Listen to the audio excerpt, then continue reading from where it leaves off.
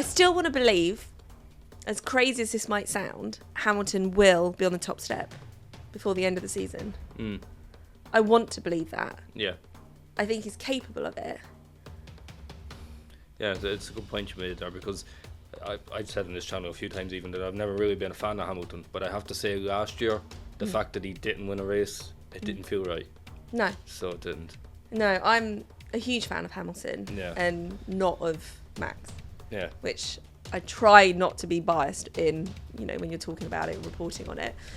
Hamilton is just a different class of driver. Hello and welcome back to the On Track GP podcast. You're here and you're after joining a brand new face. It's me again. You're probably wondering, what's he doing on the channel again? But anyway, it's Coilin here with you today, and it's good to have you back. I'm here with Rachel. How are you, Rachel? I'm good. I was about to joke and say, what are you doing here today? And I was like, no, I I'm usually behind the camera. But Yeah, I'm good. And I always comment on your jumper. I'm sorry, but it's wicked. Yeah. Jurassic Park, old school. I'm very impressed. Yeah. Should have seen it when it was new. It looked a lot better. Really? It's faded a lot now. Anyway, because you worn it quite a few times. Is that what you're saying? Yeah. I wear it most days. So. Yeah, I live in it. Yeah. But back on the podcast, and we can finally say it after so many weeks away. It's race week. Do you know what? I feel like it's gone on for ages, this summer break of them. So long. What is it, 3 weeks, 4 weeks? So it was 3 weeks, yeah. It's not like a school holiday summer break, which definitely went on for a long time back in the day. But yeah, we see all their holiday pics on social media. We see them really all enjoying themselves. Quite a few of them have new relationships, so maybe that will have an impact when they come back next weekend. I'm really excited for it. I'm really excited to see how this part, taking Max away, no offence Max, but let's just take him away, how this part of the season goes and how it turns out. I've got a good feeling about it, that it's going to be quite unpredictable. Yeah, for sure. Just that you mentioned there about the summer holiday pictures and everything, I think my favourite picture was Valtteri Bottas in the Duffman suit. Always. Do you know what I mean? If you haven't seen Bottas's bum this year, what year is it? Surprisingly not, no. Yeah, he loves like that. But you know what? Going away with him would be quite a liberal feeling, wouldn't it? I think it'd be a fun experience anyway. Definitely fun. It'd be memorable. Yeah, so, very memorable. At least it's not the typical kind of like the Monaco drivers or the French drivers ending up on a yacht somewhere. At least he's, on his own, doing his own thing. He's independent. There we go. That's what I think. An individual is Bottas. He doesn't really care either. No, I love that about him. He is, yeah. But they've all, and that's the thing actually, I think, and I didn't think anything about some of them in new relationships, but it could, I think, make a difference. I'm quite interested to see how Charles Leclerc, because he's started a new relationship, if that will change his mindset maybe, and make him. But again, all the drivers after a summer break will be more rejuvenated and ready to go. And hopefully it's going to be good. I think in my mind, I know how it's all going to turn out. But then the beauty of Formula One, you can't do that. You can't kind of put your money on a bet now, because it's all going to change by the end of the season. It's like what Murray Walker used to say, anything can happen, and it usually does. Yes. So let's old Murray Walker. For a good race. Yeah. So we're returning this weekend, obviously, to Zandvoort. Kicks off the second half of the season. Great little circuit, I think. I love it with the banked corners, and particularly 3 and 14, I think, is the final corner. Really banked, and it's really cool. Yeah. But obviously the main talking point is going to be if Verstappen can continue that consecutive win streak. He can actually match the record of Sebastian Vettel here on home soil for him. Yeah, on home soil. It's a pretty safe bet that he's going to do it unless something major happens. It'll be his 9th win, and that will beat Vettel's his record. Of course he will. And it's very suited to Max Verstappen. And Zandvoort is very twisty, turny. I think you can't really overtake on this circuit. It's like a very kind of tight circuit. Yeah. So not like Monaco, where you definitely can't overtake. You're done and it's boring. I think there's 23. Last year there was 23 overtakes for the whole of the grid. So it is more. So qualifying is obviously very important.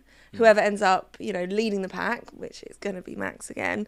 But yeah, like I said, actually, let's take Max out of the equation, because the Red Bull are a force to be reckoned with. And I was actually thinking about this earlier. is this the most dominant year of driving that we've ever seen from one car? I know we had Williams back in the day, McLaren, was it in the 90s? I might start showing my age. I don't remember that. I wasn't born. I was born. But I think what it is, yes, Red Bull are so dominant this year. However, the new regs have helped because they're not dominant by seconds and seconds and seconds of the pack. They're only dominant by a few seconds, which makes it even more exciting. And like I say, you remove Max Verstappen, that grid below him is brilliant from second below. So yes, I think Red Bull are going to come back. I think the biggest question with Red Bull is how is Perez going to deal with this? If he doesn't do well in qualifying, don't know, he's hopefully off the back of the last few races, he will keep that momentum going. But as much as I love Perez and as much as I believed in the hype of him when, he started the season, when we first heard he was joining Red Bull, my gut says he won't live up to that. Yeah. Those expectations. I think he'll get on the podium. Well, do I actually think he'll get on? Yes. I think he'll get on the podium, but I do see that kind of trickle out. I don't see him as one of these strong drivers that we've got at the moment. We've got loads of strong drivers, much better than Perez. But yeah, it's Max Verstappen's year, isn't it? That's it. You're after reminding me of quotes I seen from, I think it was Zach Brown over the weekend, where he said, if Red Bull had two cars with two Perez's in them, you'd have to argue that the championship would be kind of wide open. Yeah. So it kind of just goes to show how comfortable Verstappen is in that team. Yeah, and the thing and how is, he's been performing lately. The car is designed for him. Oh yeah, and no question. So the bigger thing is put all the other drivers, like give Lando Norris, give Hulkenberg, give Ocon, Alex Albon, Max's car, fit it around them and then see what happens. Or, much easier, put Max in one of their cars and see what happens. And I think that's my, not to sound negative all the time about Max Verstappen, but that's my bugbear. He hasn't been tested, in my eyes, like all the other drivers have. Hamilton's been tested in the not-so-great car. I was going to use another word there, but realised probably should say it. And has proven himself. And obviously, if anyone's new to Formula One, they'll be like, what do you mean? Like, Mercedes aren't doing well. He's not. But, yeah, Max, he's got the car. The car's going nowhere. Red Bull are dominant. They're going to win this weekend. Like you say, if anything, touch wood, but if anything happens, it doesn't. But he's going to get that 9th consecutive win, 10th. Do you think there will be a race that he will lose before the end of the season? I'd imagine so. I can't even. I know there's only 10 races left, but I can't see Verstappen or even Red Bull doing the full sweep. It's just not been done before. That's what I was going to say. Is that why? Because it hasn't been done before. Is that why you think? I think it could be, but for whatever reason, I hope that it doesn't happen, just to keep it just a little bit exciting. It could be wonderful to see who else can win. Who else can end up on that podium? Who do you think could? Who do you think his biggest competitor is? Well, I have to say, if I was going to plan a dark horse, I'd say McLaren. Yeah, 100%. Considering what they've done before the summer break, and I think this is something to continue for sure. And in particular, Oscar Piastri, I was really, really impressed with what he did at Spa. To lead the race and everything, the sprint race, and I know he had a bit of a collision with Sainz at the start of the race on Sunday, but his performances, and he's only been in F1 since the start of the year. Yeah. To be outperforming Lando like that is just Oscar Piastri's always got my vote. I think he'll bounce back this coming weekend. I mean, McLaren got their setup on the car wrong last time out. So hopefully the summer break as well. I'm sure all the cars have had some kind of tweak, even though they're not, meant to be, all the engineers and everything are meant to be on holiday. I'm sure the cars they've all done something to their cars. We'll see a few upgrades on the pit lane. Yes, for sure. And that would definitely, and I think McLaren really suit the circuit as well, with, like we were saying, the twists, the turns. I think it's so well suited to them. It's like a mix of Silverstone and I can't think of another circuit, but which McLaren do very well at. And I think Norris will end up on the podium for sure. I'd love to see Oscar Piastri. Yeah. This is only his first year, which is crazy. So therefore he is still, learning everything. Yeah. But you kind of feel like he's already there. Maybe he's already there. We just need to see more from him, and him to have luck on his side. Like I said, like with Sainz last time out, things like that obviously not to happen for him or to him. But yeah, he'll be around for a long time. I mean, them two together. I wonder if McLaren signed Oscar into a tight, long contract, because they should have done. They should. Yeah, they should. Yeah. Do. I think Zach Brown's not I think stupid. I think it was initially 2 years he signed with. Yeah. But if I was Zach Brown, like you said, you'd be looking at that straight away after his recent performances. Yeah. With him and Lando. Yeah, Get definitely. them locked down as soon as possible. Yeah, I mean, they're going to be, I think, at the end of the season for the Constructors' Championship, it will be Red Bull, McLaren, which is crazy. If we were to kind of talk about this a couple of years ago, oh yeah, McLaren are up there. Well, what are you on about? Yeah, you drunk again, Rachel. Like, come on. It's mad. But Zach Brown's vision, love him or hate him, his vision for that team was spot on. Yeah. Getting the drivers, because you've got to have everything. You've got to obviously have the car, you've got to have the engineers, you've got to have the right structure and strategy, and also you've got to have the right two drivers. Yeah. Like everything has to work, which is very difficult when you look at other teams, which is another reason why surely Red Bull will look at Perez and think, this isn't working. Yeah. And what do you think of Perez? I think he's good. I was really happy when he got signed to Red Bull back in the end of 2020 on for 21. Wow. And I always like Perez, and he's a great driver. Yeah. We've seen what he did at that Sakir Grand Prix a few years ago when he brilliant. spun out and came back from last. That was amazing. Yeah. It was. But I mean, you see in the middle of the season to go 5 races in a row without hitting Q3 in the fastest car on the grid. That's just And what is that, do you think? Do you think mentally he's taken a little bit of a tumble? Or do you just think ability? I mean, I don't know how old he is. I don't want to overage him. But he's obviously a bit older than some of the younger up and coming drivers. I mean, my gut says come 2025, Alex Albon will go back into Red Bull, I think. Yeah. I think that's what my gut says. I think whether or not they keep... I don't know what Perez's contract is. I know they can always break a contract. But it makes... To be honest... He's 1 more year on it still until next year, I think. Yeah. And then I think Albon will... I think there'll be a fight for Albon come 2025. And I think a lot of teams will probably stick with a lot of their drivers for that 1 more year to then try to bid for Alex Albon, which again is another mental statement. If we were to go back a few years to see how he's kind of been treated by the teams. But again, that maybe shows mentally he is more of a driver than you realise. Like that, how strong Alex Albon is mentally to bounce back in the way that he has. So, yeah, it's going to be an interesting rest of season for sure. Yeah. Yeah, I'm looking forward to it. But yeah, I wouldn't be surprised if Perez... Yeah, we don't see him that much on the podium after the next few races. I really don't. Which is... It's funny what I mean.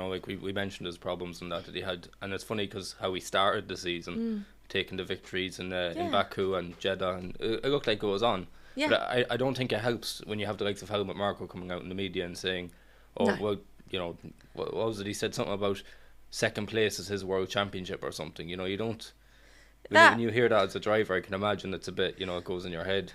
Totally agree. However, do you not think Perez knows his number 2 to Max? I know hearing it is another thing, but surely all the drivers, when you look at all the teams, all the drivers know who's number 1 and number 2. Yeah, for sure. So is that Perez maybe getting a little bit... I got carried away as well. I was like, do you know what? I think Perez could end up beating Max this year, which, again... sounds completely insane, and we all do go into that. And so, but who knows behind the scenes? As much as we love Perez and I love his dad,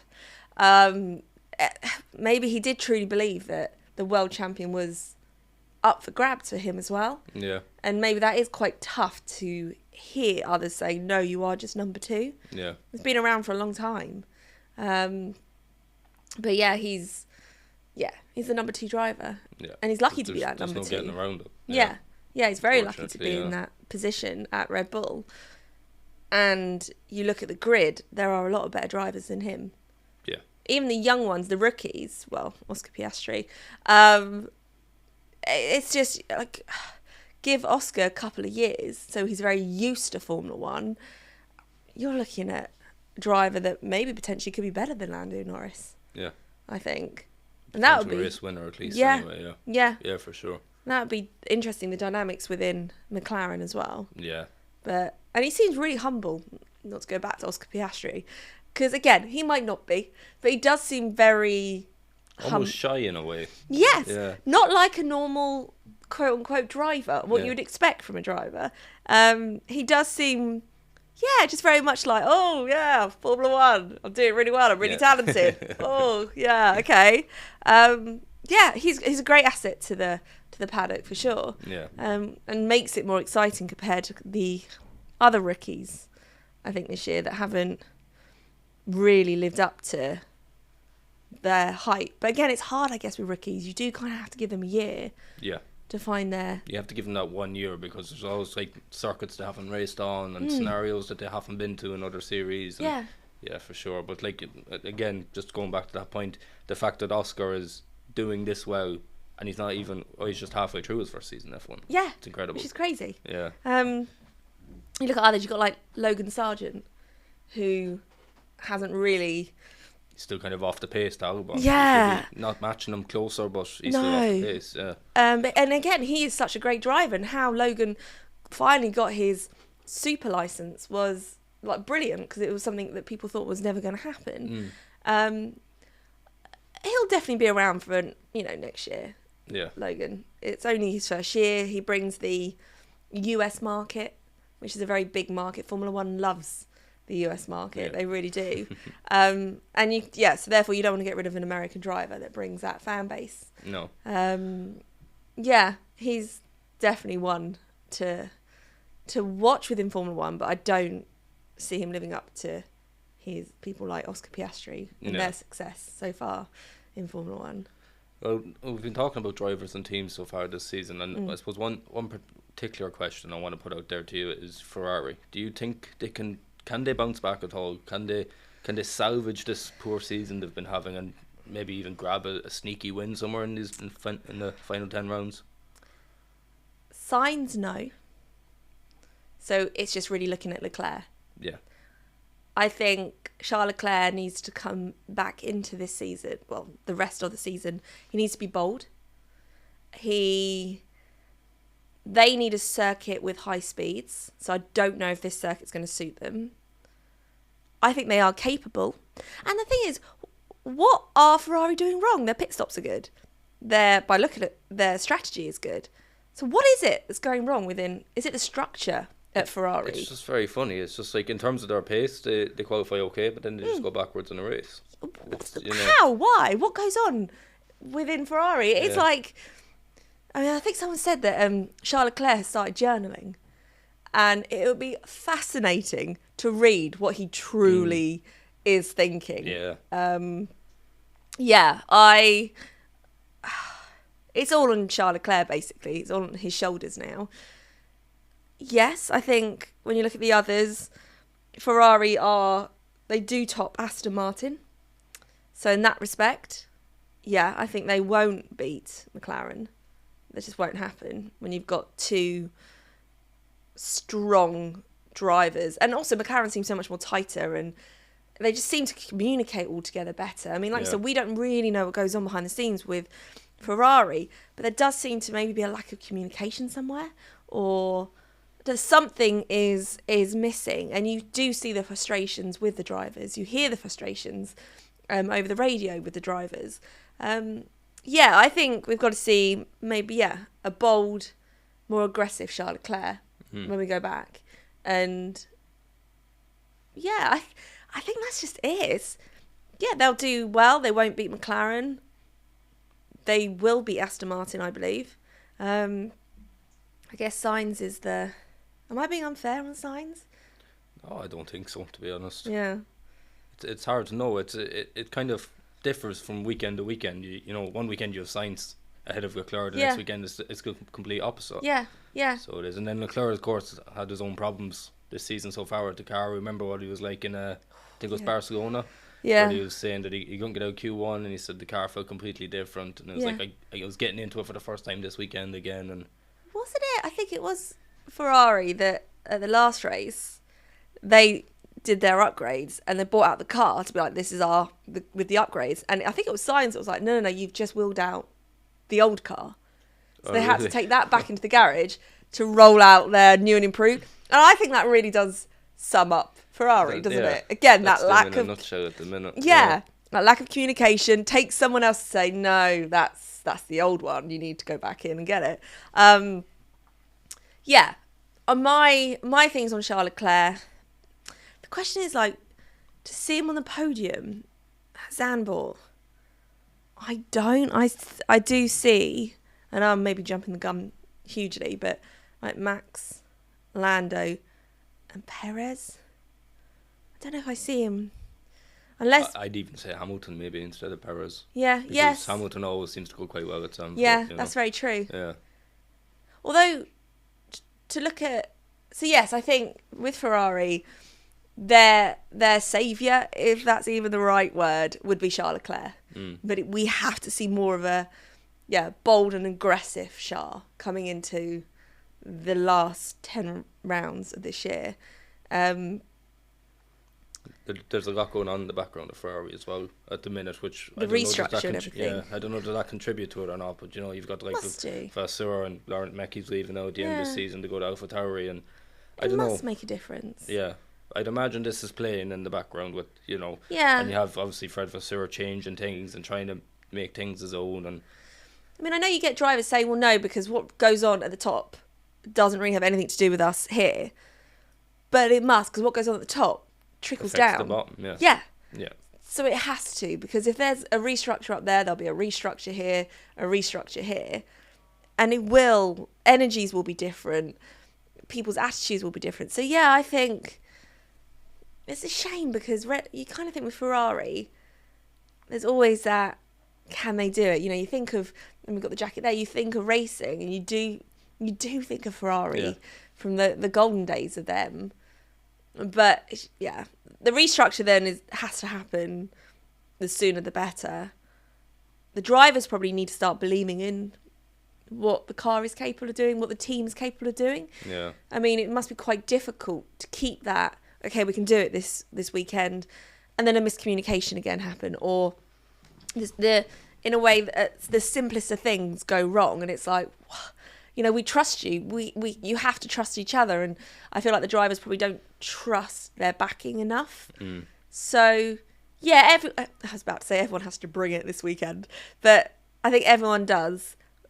However, because I feel Shah is that driver that could make a difference to the results, he has to make more of an effort to be bold, to be aggressive, more aggressive, and surprise us all, really, because he's there. He's a very capable driver, and like I said, so is Sainz. However, it's Leclerc that I would put my money on. Yeah, for sure. So yeah, Come back to number ones and number twos. I think it's Leclerc at the top of there as well. Yeah. So it is. Yeah. 100%. Which must be difficult for Sainz because they probably both started quite equal, I would say. But I think Sainz actually finished ahead of Leclerc in their first season, their teammates together. Do you know what? I think you're right. Yeah.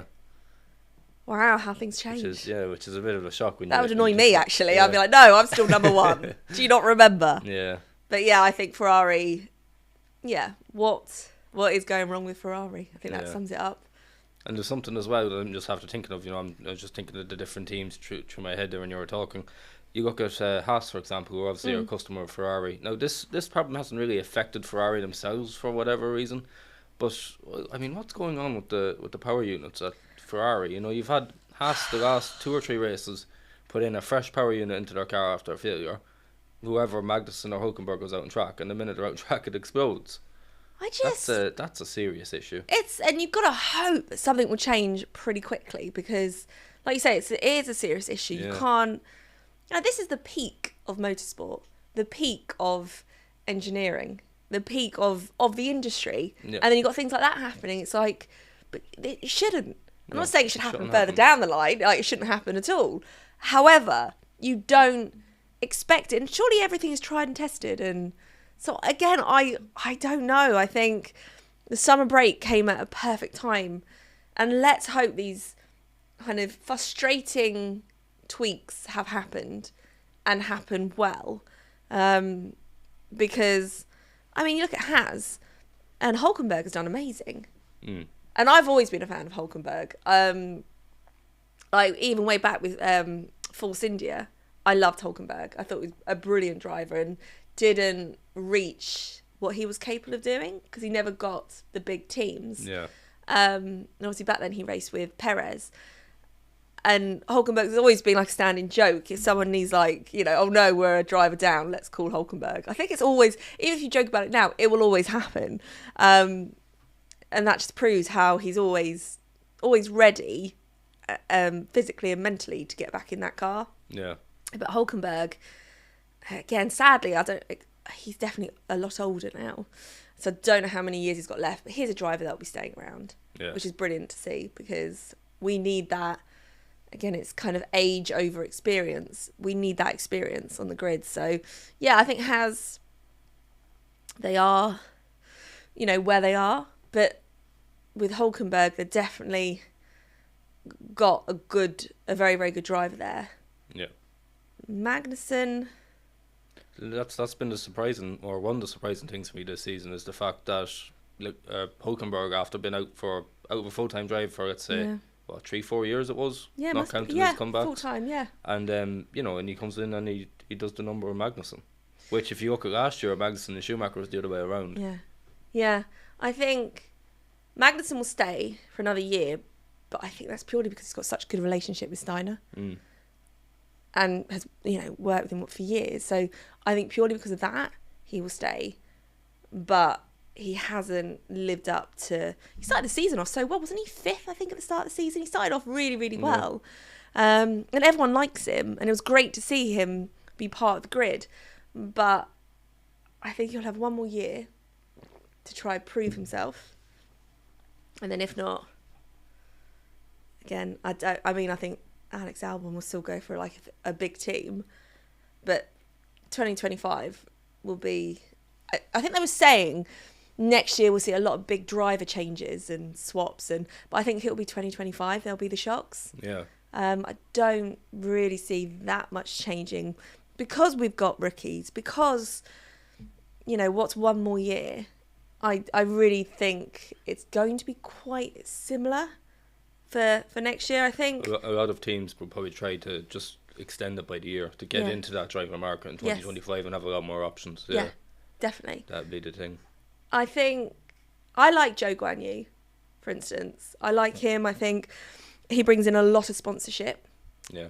I think, however, so normally I would say with someone like Zhou Guanyu, he's safe. However, Thibaut Pourchaire from Formula 2, it's his second year now, I think, in Formula 2, driving dominantly. If he goes on and wins... And he is leading the championship at the minute, isn't he? Yeah. I think he will take his seat. Yeah. Because they'd be fools not to. So with Zhou Guanyu, yes, the sponsorship, because obviously it does come down to money as well. This is Formula 1. His sponsorship that he brings to the table is huge. And, of course, a team like ALFA ROMEO need that. I just think, if Thibaut Pourchaire carries on as he is, then we will see him on the grid next year. That's a good point. Yeah, a very it'd be good amazing. It'd be so good. What's weird is it proves, like, I'm getting older because I've worked in motorsport for years, and I remember these, you know, the Thibaut Pourchairs, the Oscar Piastri, but it's like young, and now all of a sudden they're getting to the point where they're taking over these F1 drivers' seats to be on the F1 grid. It's really good. I get excited when you see really good. It's nice to follow drivers the whole way up. Yeah. Nearly, yeah. Yeah. Like that. I remember watching Lando Norris when he was in Juniors. Wow. In the support car. Yeah. The BTCC, and I know he's even F1. Yeah. And the first ever season of F2, or I don't know, was it GP2 back then? It might have been. Did I ever watch from start to finish? Was that one that Leclerc dominated? Oh wow! 2017. See, people forget that. Yeah. You know, these drivers haven't just He destroyed everybody in a single make series. You know, Yeah. It was incredible. against other really good drivers that have now come Yeah. on and become really established. Yeah, That is pretty incredible, actually. That you remember. We are showing our age. yeah, 100%. unfortunately. But it is really exciting seeing. I mean, I always get excited when a kind of group of young, talented drivers enter Formula One. Yeah. Because it adds a new energy, adds a new competition, and hearing names like Theo Pourchaire and seeing, actually, I can see how you can fit into that team and they can get rid of a driver. It's exciting. It's kind of the natural evolution of motorsport. But yeah, really exciting for next year. I guess the big one, what do you think Hamilton will do? I think he'll stay at Mercedes. Yeah. Yeah, I can't see him moving anywhere else, and you know that's his team, just like for Red Bull is Verstappen's team. Yeah. And I agree. yeah, no, I think he still has a few more years in him. I think actually he's going to be a bit of like Alonso. He's going to chase that 8th title like Alonso's been chasing the 3rd one for nearly 20 years now, and he won't stop until he gets it. No, I put in my notes because like I was kind of making notes about where do you think these drivers are going to go. I put Hamilton, Mercedes, or retiring. It was never Mercedes or Ferrari, or it was always, well, if he's not going to sign the contract at Mercedes, does that mean it's his time to retire? Yeah. And it's not his time to retire. So therefore, and he's been with Mercedes for so long. You know, he's got a relationship with Toto Wolff. He's part of lots of the legacies that he has put in place is thanks to Mercedes. They've backed him with a lot of things. So yeah, I mean, it must be frustrating to have someone as talented as Hamilton, and you feel like, I mean, no one knows what's wrong with that car. No, it seems to change every weekend. Every weekend. Yeah. They're even saying after Spa that the porpoising has come back, and they don't know why. Yeah, yeah. I think they're the only team that are having that issue this year. Yes. Which is very interesting. Yeah, and it's just like, so therefore you look at Hamilton, who is this world champion. How do you put faith into a team that don't have a clue by the sounds of it? Yeah. Of, like, it's not that they can say, look, this is actually what we've done wrong, and we know this is actually going to fix it for next year. Like, they don't know. Yeah. Also, I'm not calling Hamilton a liar. I'm just going to play devil's advocate. I didn't see any porpoising. No, well, neither did I, to be honest. But I didn't see any of the crazy bouncing. Do you think he might just be saying this to make people think, oh, God, and they've done tweaks, and then Mercedes come back? Possibly, yeah. Or to the point that it's doing it very slightly, or doing it over a certain curb or something, and he's trying to exaggerate the issue. Yeah. Could be. Yeah. But you know, he's been very vocal on the engineers all this season, really. And I think it was before Spa or during Spa, he came out and said to the media, I've been telling them what to change. They need to listen to me. I mean, but you've got, normally, if that was anyone else, I'd say you've got to keep everything in-house. You're a team. You've got to, but there probably comes a point that Hamilton, the Bills, I have said this behind closed doors so many times, and nobody is listening. Nobody is taking responsibility. I've got to just say it now. In press junkets, that's how annoyed I am. Like, it must be so frustrating, and you do sometimes see in his racing that frustration coming out and him making silly mistakes, which is very unlike Hamilton.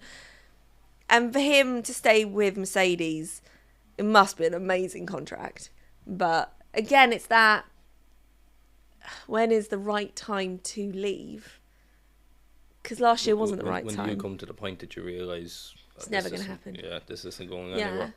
Yeah. Do you think Mercedes will get it back eventually? I believe so. Yeah. I think they're quite close to getting there already. It's just these little problems and things like, you know, what stood out for me last year was they ran that no concept, or the no side pods concept. Oh yeah. And it was like, it obviously didn't work. Now the car was getting better towards the end of the year, but then they came back at the start of this year and introduced it again. And they actually had to end up, as you probably remember, was it Silverstone, the upgrades? They changed the whole thing. Yes, it was Silverstone. Yeah. Yeah, it was. And I kind of thought at the time at Silverstone, you're gone halfway into the season knowing it's not working. Why did you start this year with the concept? Yeah. You know? It was obviously it wasn't going to work. Yeah. You tried it didn't work. And yet, it's... That just felt like a whole waste of a season to me. It feels like that. Yeah. It feels like they've been chasing their tails for this whole season. And you know what? Shows the belief Hamilton still has in the engineers, in what the vision of Mercedes is. Do you think they need to start looking at next year? Or do you think there's still stuff in them to be able to make a difference at the end of this season? It's a hard one with them, because they seem to have a habit, like I said, going into every weekend, and they could be good, they couldn't be good. Yeah. They don't know what way it's going to go. But I was reading over the summer break that they are introducing more upgrades to the W14. Okay. And I'm just, at this stage of the season, particularly when you're not in a championship battle, I don't think it's, I mean, yeah, of course there's prize money in that. There's a difference between second and third in the championship in terms of prize money, fair enough. But, I think, well, when do you pull the trigger and say, well, this isn't working, let's start again? Yeah. Yeah, because I think Red Bull must surely now be looking at next year and getting themselves ready for next year, because they know, do you know what, we're good. We can coast now. We are good. And, you kind of feel like Mercedes don't spend the rest of this year trying to do it, and you miss that opening the boat, as it were, for next season. But they obviously, I don't think they're going to do that. I think it's just a shame, isn't it? I feel George Russell, I felt didn't do as well last time out. I felt like he kind of, I don't know if bottled it is the right terminology. Like, they're good together. They're very different drivers. Very different style of drivers. Don't know, I like George Russell. I feel like there's more exciting drivers on the grid. But again, George isn't going anywhere. He's still the newbie. He'll be staying there, yeah. He's a very good number 2 for the moment. So I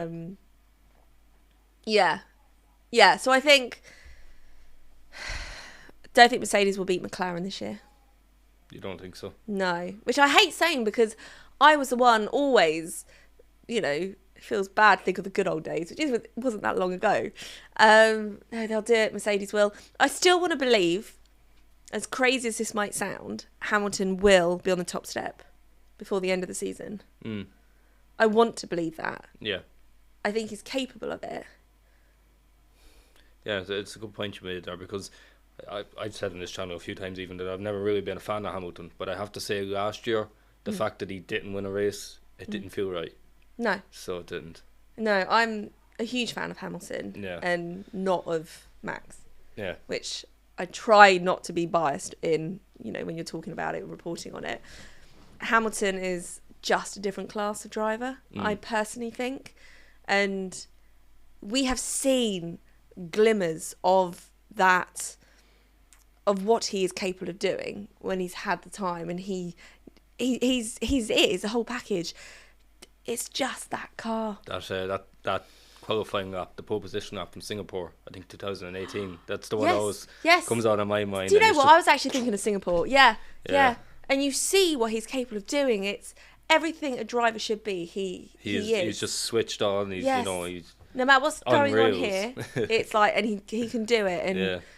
And he's got the skills. His overtaking is fantastic. His tyre management. I mean, I know with Zandvoort, the Pirelli are bringing in the tougher tyres because of what the circuit's like.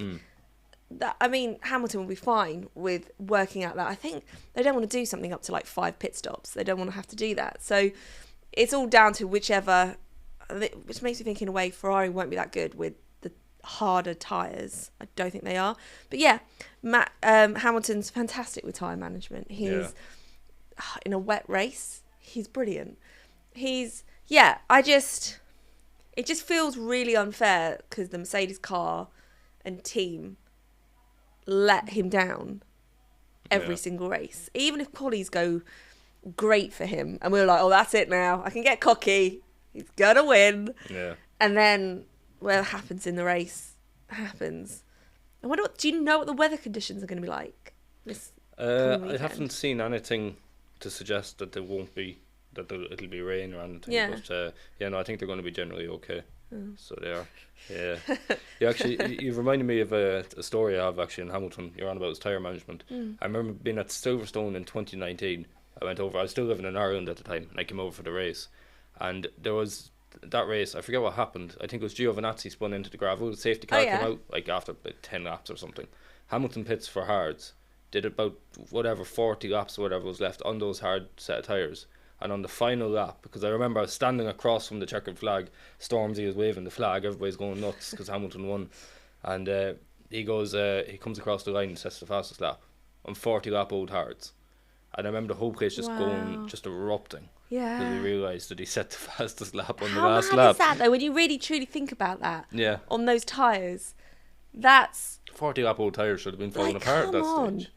on. He knew how to manage that. He knew how to get the most out of that. And lap after lap, working out how many laps he's got left, how much energy he needs to put into each lap to keep those tyres to the end. I mean, would Max be able to do that? I'm not totally sure. No, and you know what? I'm not going to bash Max, but he probably hasn't been in that position where he's had to learn to be able to do that, because he's in such a super car that's, again, designed for him. I do want to believe. Do you think you'll see Hamilton at the top? Before the end of the season? You don't, do you? I don't. No. I don't know. I would have said this time last year, I would have said, yeah, he's going to win. He's going to win a race. He has to win a race. Yeah. But after last year, I know the car seems even, let's say, slightly worse this year. No, I don't know. I'd be happy for him if he could. Of course, it'd be good to see him back on the top step. But no, I'm not convinced, to be honest. Yeah, I really would like to see it. And you know what? Never say never in motorsport. Yeah, well, that's it. You never. I mean, like I say, we just have to make sure Max doesn't win somehow. But that, middle of the field, Esteban Ocon, I think, can do well this weekend. I think he could, maybe be sixth, maybe. I think he can do well. There is, honestly, that middle of the field, middle of the pack is so promising. It really is. You've got Aston Martin. I think we're going to see Alonso again. Fighting. You comparing Hamilton and Alonso there earlier was brilliant, because it is true. Alonso he still believes he can be champion. He still believes it. I know he's a very confident man. He still believes that's a possibility, and it kind of makes everyone else think, oh, do you know what? He actually might not become a champion again, but he definitely could do very well. I've always said that even in recent years, you give Alonso a half-decent car and he will finish on the podium and he will win races. Yeah. And we've seen at the start of the season when Aston Martin did give him a good car. What was he doing? He's finishing on the podium. Yeah. Yeah. And if it was between Alonso and Leclerc racing against each other, who do you think, in the car, so obviously Leclerc, Ferrari, Alonso, Aston Martin, if that was the battle for a spot on the podium, who do you think could do it? I'd go Alonso. Yeah, I think I would. I would go Alonso, yeah. Yeah. And it's funny because he's he's 42 now and he's still driving like he was 20 years ago. That's mad. It's incredible. 42. Yeah. Still got it. Good man. Yeah. And again, I see him not only being around for quite a few more years, I see him believing that he's going to be around for quite a few more years. There's no doubt in his mind that... What's the oldest, do you think, that he can, or any driver could do? You can't be racing, can you, F1 at 50? 45 at least, I'd say. I mean, look how long Kimi Räikkönen spent around. Yeah. And arguably he never really lost it. I know he's with ALFA ROMEO towards the end of his career, and the results are questionable. And I suppose a Ferrari too, but he was always up there. It's true. Also, that's a good example with Kimi, because it's a type of personality, isn't it? Like, he wasn't obviously a happy-go-lucky kind of guy.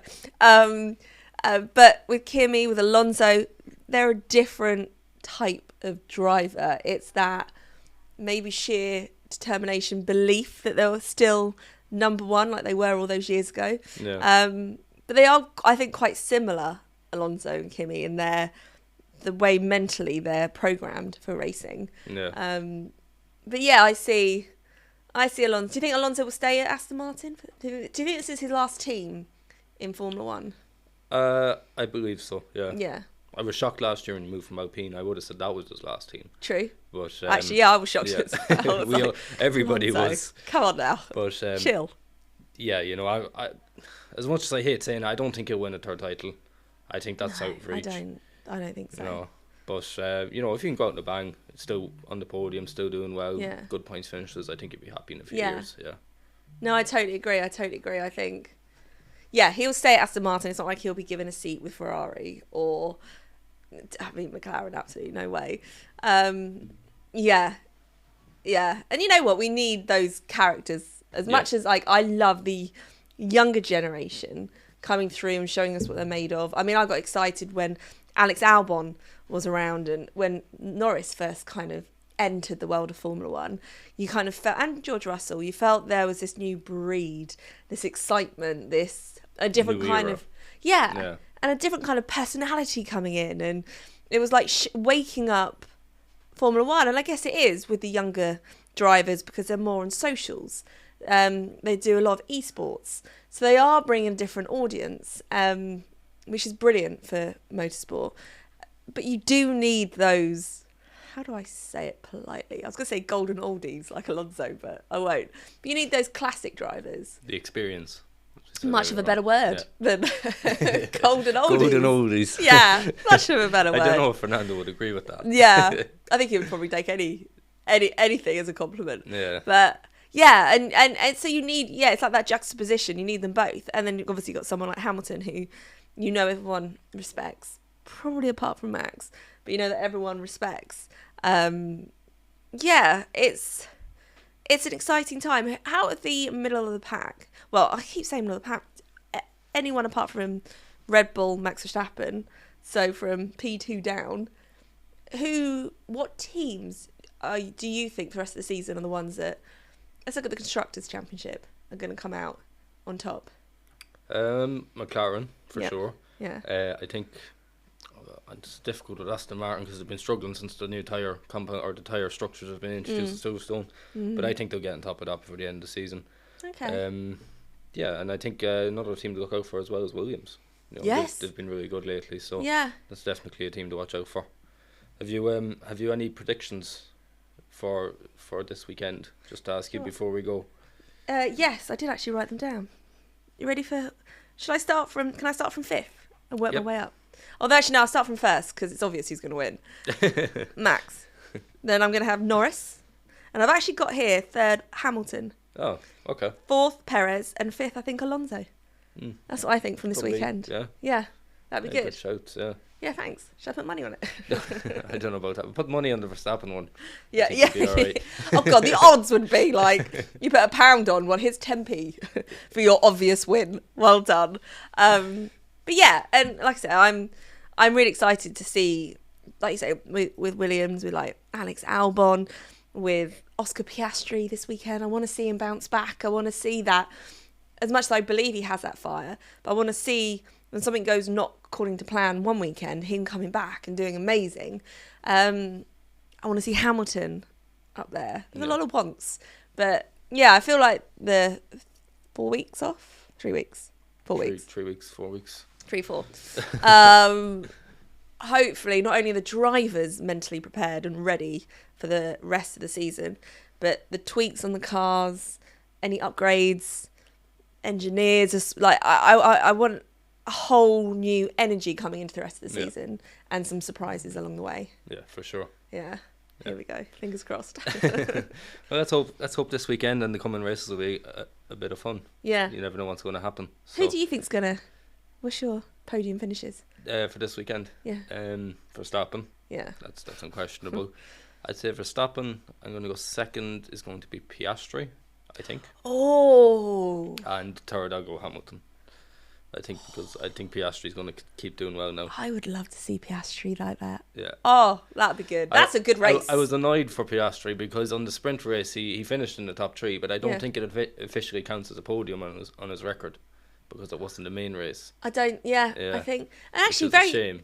Very quickly before I forget, because I know we've got to wrap up soon. What do you think about the rumours of them stopping or wanting to stop DRS in qualies? Yeah, that's a good point. I forgot about that. Yeah, I won't be against it. I don't think. Same. Yeah, because I think it takes away any advantage like Red Bull have. We know they have an obvious DRS advantage at the moment, and it puts it more in the hands of the driver to pull off a good lap. So it does. I think.